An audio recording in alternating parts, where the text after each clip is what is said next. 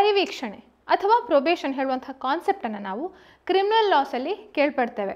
Probation of offenders act ಹೇಳುವಂತಹ ಒಂದು ಕಾನೂನು ಇದನ್ನು ಗವರ್ನ್ ಮಾಡುತ್ತೆ. ಹಾಗೂ CRPC ಅಥವಾ BNSSನ ಒಂದು ಸೆಕ್ಷನ್ ಕೂಡ ಇದಕ್ಕೋಸ್ಕರ ಮೀಸಲಿಟ್ಟಿದ್ದಾರೆ. ಹಾಗಾದರೆ ಬೇಸಿಕಲಿ ಪ್ರೊಬೇಷನ್ ಏನಕ್ಕೋಸ್ಕರ ಈ ಶಬ್ದವನ್ನು ಬಳಕೆ ಮಾಡ್ತಾರೆ ಹೇಳುವಂಥದ್ದನ್ನು ಇವತ್ತಿನ ಕ್ಲಾಸಲ್ಲಿ ಸಂಕ್ಷಿಪ್ತವಾಗಿ ತಿಳ್ಕೊಳ್ಳೋಣ. ನಮಸ್ತೆ, ನಾನು ಅಪರ್ಣಾ ಭಟ್. ನಮ್ಮ ಯೂಟ್ಯೂಬ್ ಚಾನಲ್ಗೆ ನಿಮಗೆಲ್ಲರಿಗೂ ಸ್ವಾಗತ ಅಂತ ಹೇಳ್ತಾ ಇವತ್ತಿನ ಒಂದು ಕಾನ್ಸೆಪ್ಟನ್ನು ಅರ್ಥ ಮಾಡ್ಕೊಳ್ಳೋಣ. ಪ್ರೊಬೇಷನ್ ಆಫ್ ಅಫೆಂಡರ್ಸ್ ಆ್ಯಕ್ಟ್ ಹೇಳುವಂಥದ್ದು 1958ರಲ್ಲಿ ಇದನ್ನು ಎನೆಕ್ಟ್ ಮಾಡಿದ್ದಾರೆ. ಬೇಸಿಕಲಿ ಪ್ರೊಬೇಷನ್ ಅಂದರೆ ಯಾವ ಕಾನ್ಸೆಪ್ಟಲ್ಲಿ ಬರುತ್ತೆ ಅಂತಂದರೆ, ಉದಾಹರಣೆಗೆ ಈಗ ಕ್ರಿಮಿನಲ್ ಲಾಸಲ್ಲಿ ಒಂದು ಕಂಪ್ಲೇಂಟ್ ಆಯಿತು, FIR ಆಯಿತು ಅಂತ ತಿಳ್ಕೊಳ್ಳಿ. ಟ್ರಯಲ್ ಆಗುತ್ತೆ, ವಿಚಾರಣೆ ಆಗುತ್ತೆ. ಟ್ರಯಲ್ ಆದ ನಂತರ ನೆಕ್ಸ್ಟ್ ಆಗುವಂಥದ್ದೇ ಜಡ್ಜ್ಮೆಂಟ್. ಆ ಜಡ್ಜ್ಮೆಂಟಲ್ಲಿ ಎರಡು ಸಾಧ್ಯತೆಗಳಿವೆ. ಏನು? ಒಂದು ಅಕ್ವಿಟಲ್ ಅಂದ್ಕೊಳ್ಳಿ, ಬಿಡುಗಡೆ ಮಾಡಿಬಿಡ್ತಾರೆ.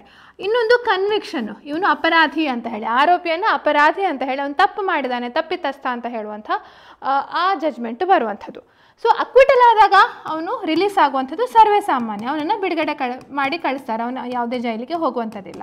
ಆದರೆ ಕನ್ವಿಕ್ಷನ್ ಆದಾಗ ಏನು ಪಾಸಿಬಿಲಿಟಿ ಇದೆ? ಅದು ಜೈಲಿಗೆ, ಇಂಪ್ರಿಸನ್ಡ್ ಅಂತ ನಾವು ಸಿಂಪಲ್ ಆಗಿ ಆಡು ಭಾಷೆಯಲ್ಲಿ ಜೈಲಿಗೆ ಹೋಗ್ತಾನೆ ಅಂತ ಹೇಳಿ ಹೇಳ್ಬೋದು. ಆದರೆ ಒಂದು ವೇಳೆ ಕೆಲವೊಂದು ಸಂದರ್ಭಗಳಲ್ಲಿ, ಯಾವುದೋ ಒಂದು ಸಂದರ್ಭಗಳಲ್ಲಿ ತಪ್ಪು ಮಾಡಿಬಿಟ್ಟಿರ್ತಾರೆ, ಅಥವಾ ಫಸ್ಟ್ ಟೈಮ್ ತಪ್ಪು ಮಾಡಿರ್ತಾರೆ, ಅಥವಾ ಯಂಗ್ ಪರ್ಸನ್ಸ್ಗಳು ತಪ್ಪು ಮಾಡಿರ್ತಾರೆ, ಬಹಳ ಸಣ್ಣ ಪ್ರಾಯದ ವ್ಯಕ್ತಿಗಳು ತಪ್ಪನ್ನು ಮಾಡಿ ಕನ್ವಿಕ್ಷನ್ ಅನುಭವಿಸೋಂಥ ಸ್ಥಿತಿ ಬಂದಿರುತ್ತೆ. ಅಂಥ ಸಂದರ್ಭದಲ್ಲಿ ಅವ್ರನ್ನ ಜೈಲಲ್ಲಿ ಇಟ್ಟರೆ ಅವರು ಇನ್ನೂ ಹಾರ್ಡ್ ಕೋರ್ ಕ್ರಿಮಿನಲ್ಸ್ ಆಗುವಂಥ ಸಾಧ್ಯತೆ ಇರುತ್ತೆ. ಅದಕ್ಕೋಸ್ಕರ ಏನು ಮಾಡಿದ್ದಾರೆ ಅಂತಂದರೆ, ಆಫ್ಟರ್ ಜಡ್ಜ್ಮೆಂಟ್ ಆಲ್ಸೋ ಕನ್ವಿಕ್ಷನ್ ಅಂತ ಅವರನ್ನು ಕೋರ್ಟ್ ಗುರುತಿಸಿದ್ರು ಸಹ ಕೆಲವೊಂದು ರಿಫಾರ್ಮೇಟರಿ ಕಾರಣಕ್ಕೋಸ್ಕರ ಎರಡು ವಿಚಾರಗಳನ್ನ ಕೋರ್ಟ್ ಅಳವಡಿಸ್ಕೊಳ್ಬೋದು. ಒಂದು ಅಡ್ಮಾನಿಷನ್, ತುಂಬ ಸಣ್ಣ ಸಣ್ಣ ಕೇಸಸ್ಗಳು, ಕಳ್ಳತನ ಆ ಥರ ಕೇಸಸ್ಗಳೆಲ್ಲ ಅಂಥ ಸಂದರ್ಭದಲ್ಲಿ ಅವರನ್ನು ಗದರಿಸಿ ಎಚ್ಚರಿಕೆ ಕೊಟ್ಟು ನೀನು ಈ ರೀತಿ ಮಾಡಬಾರ್ದು ಅಂತ ಹೇಳಿ ಅವರನ್ನು ಬಿಡುಗಡೆ ಮಾಡಿಬಿಡ್ಬೋದು. This is shed to B ಅಡ್ಮಾನಿಷನ್ ಅಂತ ಹೇಳಿ ಹೇಳ್ತಾರೆ. ಹಾಗೆ ಇನ್ನೊಂದು ಸಂದರ್ಭದಲ್ಲಿ ಅವ್ರ ಹತ್ರ ಬಾಂಡ್ ತಗೊಳ್ತಾರೆ. ನೋಡಪ್ಪ, ನೀನು 1 ವರ್ಷ ಬಾಂಡ್ ಕೊಡಬೇಕು, ನೀನು ಹೊರಗಡೆ ಶಾಂತಿ ಕಾಪಾಡ್ತಿ ಅಥವಾ ಒಳ್ಳೆ ಸನ್ನಡತೆಯಲ್ಲಿ ಇರ್ತಿ, you shall keep peace and good behaviour ಅಂತ ಅವನ ಹತ್ರ ಬಾಂಡ್ ತೊಗೊಂಡು ಶ್ಯೂರಿಟೀಸ್ಗಳನ್ನು ತೊಗೊಳ್ಬೋದು. ಸೊ ಅದನ್ನು ಬಾಂಡ್ ತೊಗೊಂಡು ಅವನನ್ನು ಬಿಡುಗಡೆ ಮಾಡುವಂಥದ್ದೇನಿದೆ ಅಲ್ಲ, that is said to be probation. So ಈ ಪ್ರೊಬೇಷನ್ ಬಗ್ಗೆ ನಾವು ಕಾಣುವಂಥದ್ದು.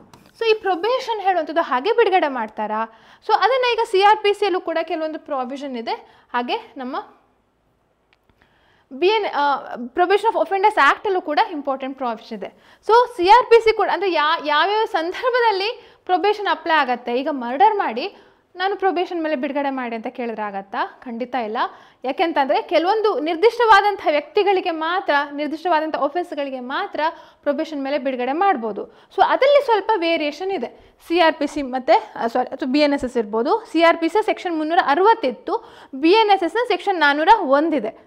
ಓಕೆ, CRPCಲಿ ಕೆಲವೊಂದು ಕ್ಲಾಸಿಫಿಕೇಶನ್ ಇದೆ. BNSS CRPC ಯಾವುದೇ ಇರಲಿ, 21 ವರ್ಷಕ್ಕಿಂತ ಮೇಲ್ಪಟ್ಟವರು, 21 ವರ್ಷಕ್ಕಿಂತ ಕೆಳಪಟ್ಟವರು, ಅಂಥವರಿಗೆ ಇಂತಿಂಥ ಆಫೆನ್ಸ್ಗಳಿಗಾದರೆ ಅವರನ್ನು ಬಿಡುಗಡೆ ಮಾಡ್ಬೋದು, ಪ್ರೊಬೇಷನ್ ಮೇಲೆ ಬಿಡುಗಡೆ ಮಾಡ್ಬೋದು.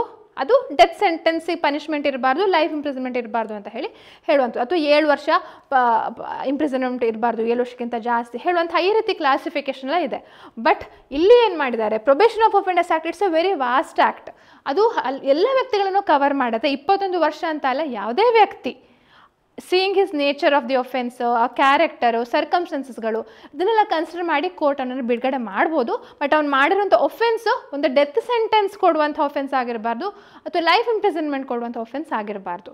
ಸೊ ಅದನ್ನು ಇಲ್ಲಿ ಹೇಳುತ್ತಾರೆ. ಮತ್ತು ಇನ್ನೂ ಸ್ವಲ್ಪ ಡೀಟೇಲ್ ಆಗಿ ನಾವು ನೋಡಬೇಕಂತಂದರೆ, ಹೇಗೆ ಬಿಡುಗಡೆ ಮಾಡ್ತಾರೆ ಒಬ್ಬ ವ್ಯಕ್ತಿ, ಅವನ ಸಂದರ್ಭಗಳು ಹೇಗೆ ಅಂತ ನೋಡಲಿಕ್ಕೆ ಒಬ್ಬ ಪ್ರೊಬೇಷನ್ ಆಫೀಸರ್ ಅಂತ ಇರ್ತಾರೆ. ಆ ಪ್ರೊಬೇಷನ್ ಆಫೀಸರನ್ನು ಅಪಾಯಿಂಟ್ ಮಾಡಿ ಅವರ ರಿಪೋರ್ಟನ್ನು ತಗೊಳ್ತಾರೆ. ಅದಾದ ನಂತರವೂ ಸಹ, ಅವರನ್ನು ಬಿಡುಗಡೆ ಮಾಡಿದ ನಂತರವೂ ಸಹ ಅವ್ರ ಮೇಲೆ ನಿಗಾ ವಹಿಸಲಿಕ್ಕೆ ಸೂಪರ್ವಿಷನ್ ಆರ್ಡರ್ ಅಂತ ಹೇಳಿ ಕೋರ್ಟ್ ಪಾಸ್ ಮಾಡಬಹುದು. ಹಾಗೆ ಇನ್ನೊಂದು ಬಹಳ ಇಂಪಾರ್ಟೆಂಟ್ ಸೆಕ್ಷನ್ BNSSಲ್ಲಿ ಇಲ್ಲದೆ ಇರುವಂಥ ಸೆಕ್ಷನ್ನು ಒಂದು ಪ್ರೊಬೇಷನ್ ಆಫೀಸರ್ಗೆ ಸಂಬಂಧಪಟ್ಟದ್ದು. ಹಾಗೆ ಅವರ ಡ್ಯೂಟೀಸ್ಗಳಿರ್ಬೋದು. ಪ್ಲಸ್ ಇನ್ನೊಂದು ಬಹಳ ಮುಖ್ಯವಾದಂಥ ವಿಚಾರ ಏನಂತಂದರೆ, ಈಗ ಒಂದು ಕನ್ವಿಕ್ಷನ್ ಆದರೆ ಕೆಲವೊಂದು ಡಿಸ್ಕ್ವಾಲಿಫಿಕೇಷನ್ಸ್ ಬರುತ್ತೆ. ಕೆಲವೊಂದು ಅಪ್ಲೈ ಮಾಡಲಿಕ್ಕಿಲ್ಲ, ಗೌರ್ಮೆಂಟ್ ಜಾಬಿಗೆ ಅಪ್ಲೈ ಮಾಡಲಿಕ್ಕಿಲ್ಲ, ಎಲೆಕ್ಷನ್ಗೆ ನಿಲ್ಲಲಿಕ್ಕಿಲ್ಲ ಹೇಳುವಂಥ ಕೆಲವೊಂದು ಡಿಸ್ಕ್ವಾಲಿಫಿಕೇಷನ್ಸ್ ಬರುತ್ತೆ. ಆದರೆ ಕನ್ವಿಕ್ಷನ್ ಆಗಿಯೂ ಸಹ ಅವರನ್ನು ಪ್ರೊಬೇಷನ್ ಮೇಲೆ ಬಿಡುಗಡೆ ಆದರೆ ಅಂಥ ಡಿಸ್ಕ್ವಾಲಿಫಿಕೇಷನ್ ಇರೋದಿಲ್ಲ ಅಂತ ಹೇಳುವಂಥ ಸ್ಪಷ್ಟನೆ ಇಲ್ಲಿ ನೀಡಿದ್ದಾರೆ ಸೆಕ್ಷನ್ 12ರಲ್ಲಿ. ಓಕೆ, ಹಾಗೆ ಇನ್ನೂ ಒಂದು ಇಂಪಾರ್ಟೆಂಟ್ ಸೆಕ್ಷನ್ ಅಂದರೆ ಸೆಕ್ಷನ್ 6.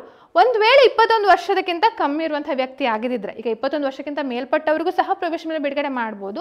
ಬಟ್ 21 ಆರೋಪಿ ಆದವನು ಅಥವಾ ಅಪರಾಧಿ ಆಗುವವನು ಅವನು 21 ವರ್ಷಕ್ಕಿಂತನೂ ಕಮ್ಮಿ ಇದ್ದರೆ ಆವಾಗ ಆದಷ್ಟು ಅವನನ್ನು ಇಂಪ್ರಿಸನ್ಮೆಂಟ್ಗೆ ಹಾಕಬಾರ್ದು.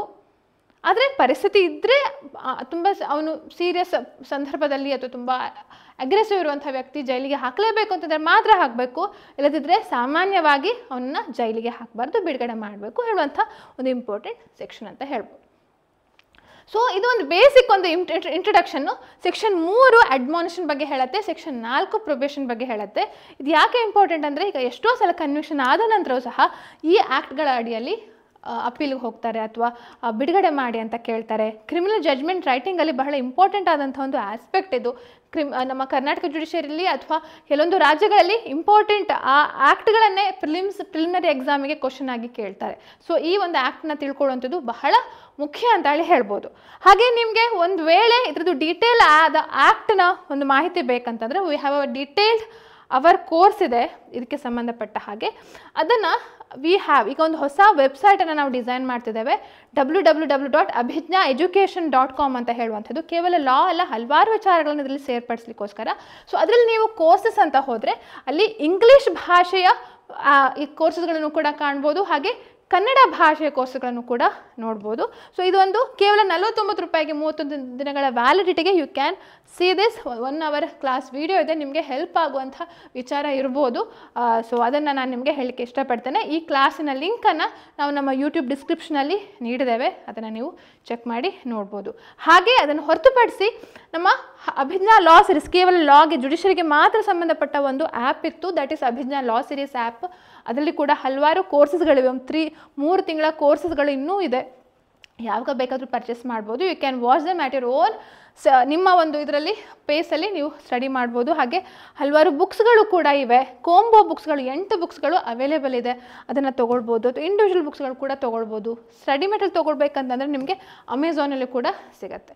ಓಕೆ, ಸೊ ಇಷ್ಟು ಹೇಳ್ತಾ ಇವತ್ತಿನ ವಿಡಿಯೋನ ಮುಗಿಸ್ತಾ ಇದ್ದೇನೆ. ಸೊ ಪ್ರೊಬೇಷನ್ ಆಫ್ ಅಫೆಂಡರ್ಸ್ ಆ್ಯಕ್ಟ್ನ ಬಗ್ಗೆ ಒಂದು ಸ್ವಲ್ಪದಾದ ಚಿಕ್ಕದಾದ ಮಾಹಿತಿ ನಿಮಗೆ ಅರ್ಥ ಆಯಿತು ಅಂತ ತಿಳ್ಕೊಂಡಿದ್ದೇನೆ. ಇಷ್ಟು ಹೇಳ್ತಾ ಈ ಕ್ಲಾಸನ್ನು ಮುಗಿಸ್ತಿದ್ದೇನೆ. ನಮಸ್ತೆ, ಧನ್ಯವಾದಗಳು.